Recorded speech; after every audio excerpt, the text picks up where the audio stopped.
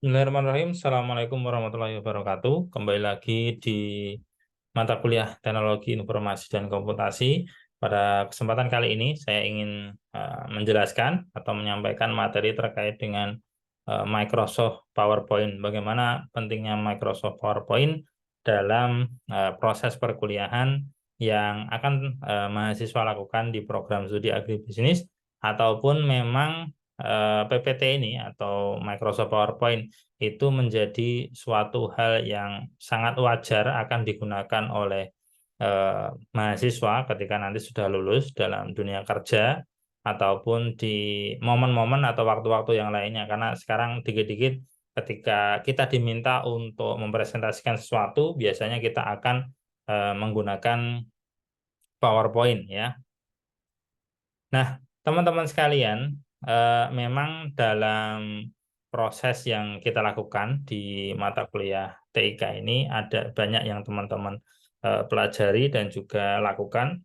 Salah satunya adalah Microsoft PowerPoint.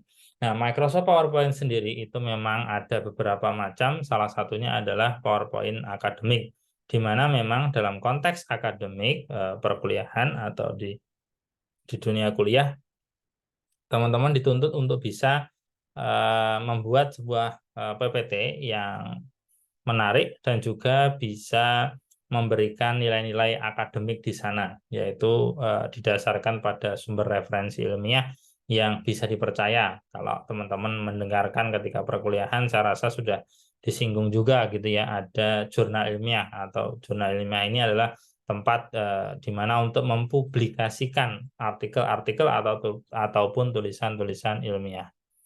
Nah, yang perlu teman-teman garis bawahi sendiri adalah PPT itu adalah sebagai alat bantu visual dalam kita menjelaskan sesuatu.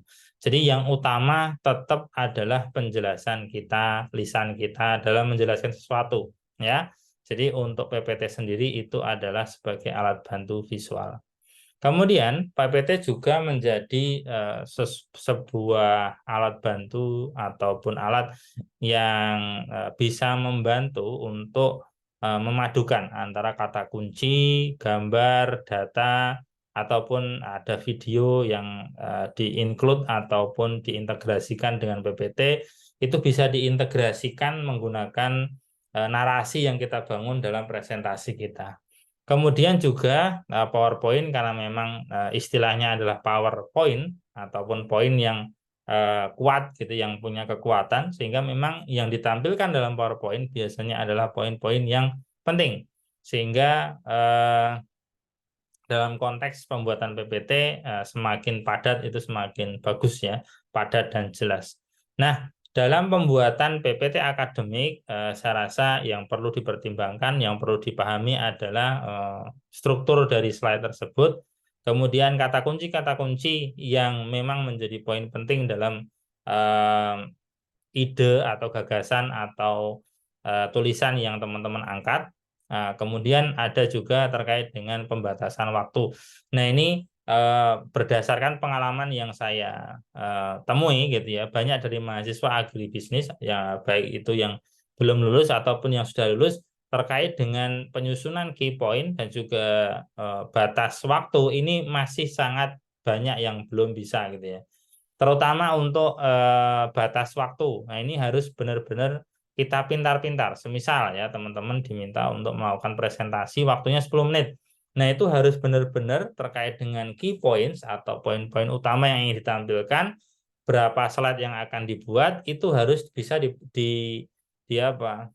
disesuaikan dengan waktu yang sudah ditentukan. Semisal 10 menit, berarti kita harus merancang PowerPoint kita agar dalam 10 menit itu sudah selesai ya. Syukur-syukur belum sampai 10 menit sudah selesai gitu ya.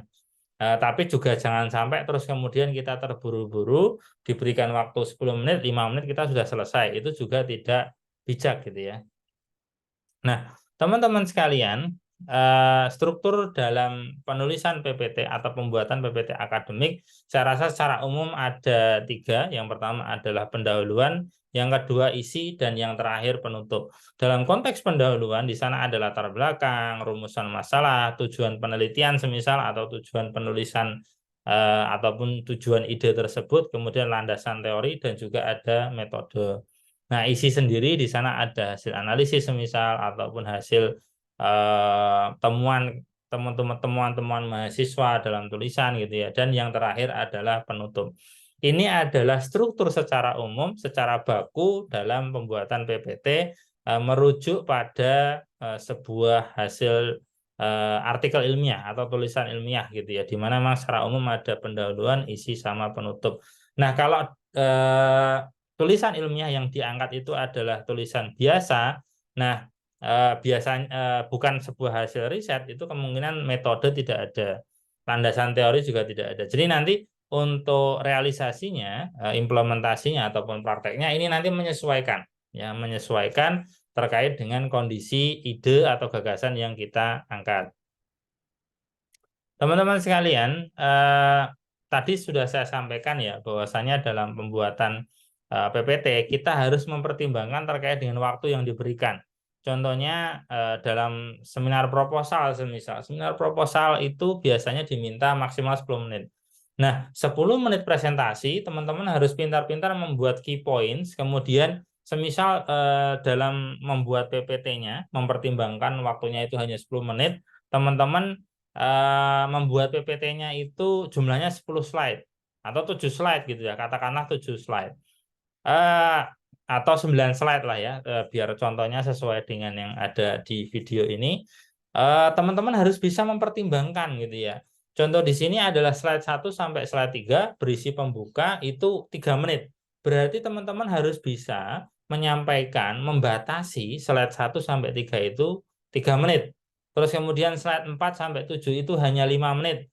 8 sampai 9 itu hanya 2 menit semisal. Jadi totalnya nanti adalah 10 menit. Nah, ini yang sering terlupakan oleh mahasiswa.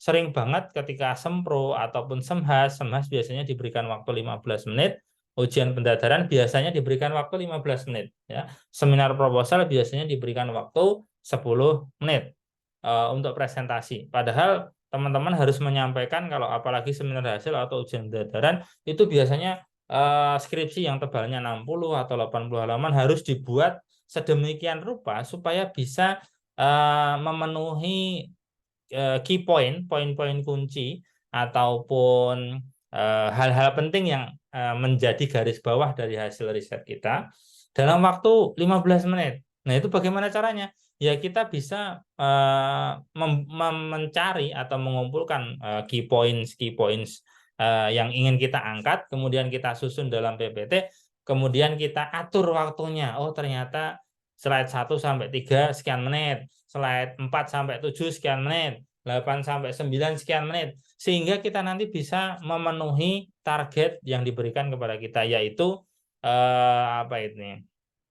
Selama maksimal 10 menit. Nah, ini harus penting ya. Nanti apalagi di semester 2 nanti juga teman-teman akan kuliah sosiologi pertanian, itu nanti juga modelnya akan presentasi. Nah, teman-teman ketika diberikan waktu 10 menit ya harus selesai 10 menit. Ketika diberikan waktu 5 menit harus selesai 5 menit.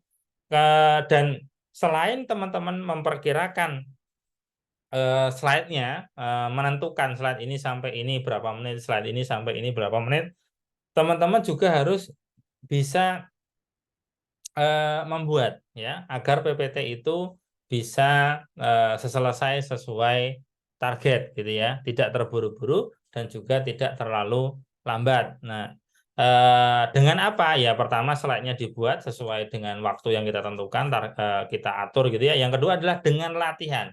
Nah, ini yang sering dilupakan oleh mahasiswa. Baik itu sempro, semhas, ujian pendadaran, sering mahasiswa itu tidak melakukan latihan. Sehingga mereka yang mengalir saja, ujung-ujungnya apa? Yo, diberikan waktu 15 menit, 20 menit baru selesai. Ataupun mungkin 30 menit baru selesai. Nah, ini biasanya nanti akan mempengaruhi semisal mood dosen atau akan mempengaruhi nilai. Karena ini adalah hal-hal teknis yang perlu diperhatikan oleh mahasiswa, yang perlu karena meskipun bukan substansi dari gagasan ataupun skripsinya ataupun tugasnya, tetapi presentasi waktu itu adalah hal yang menjadi komponen dari penilaian. Nah, ini teman-teman harus hati-hati dan perlu disiapkan dengan baik gitu ya. Nah, Terkait dengan desain PPT sendiri, saya rasa teman-teman generasi Z sekarang itu lebih kreatif daripada saya. Silakan. Yang penting teman-teman kalau dalam buat PPT itu tulisannya harus jelas gitu ya. Kalau desainnya saya bebaskan, yang penting sopan gitu ya, tidak ada gambar-gambar yang tidak bagus gitu ya. Maksudnya tidak senonoh ataupun yang lainnya. Itu bebasnya teman-teman, saya yakin lebih kreatif, jauh lebih kreatif daripada saya. Tapi yang perlu digarisbawahi adalah tulisannya itu jangan sampai bertabrakan dengan warna backgroundnya. Ataupun intinya adalah tulisannya itu tampak jelas, tidak terlalu banyak jadi sudah dalam satu slide isinya tulisan semua, nah itu juga tidak menarik ya. Atau satu slide isinya gambar semua, tidak ada narasi atau tulisannya, itu juga tidak menarik.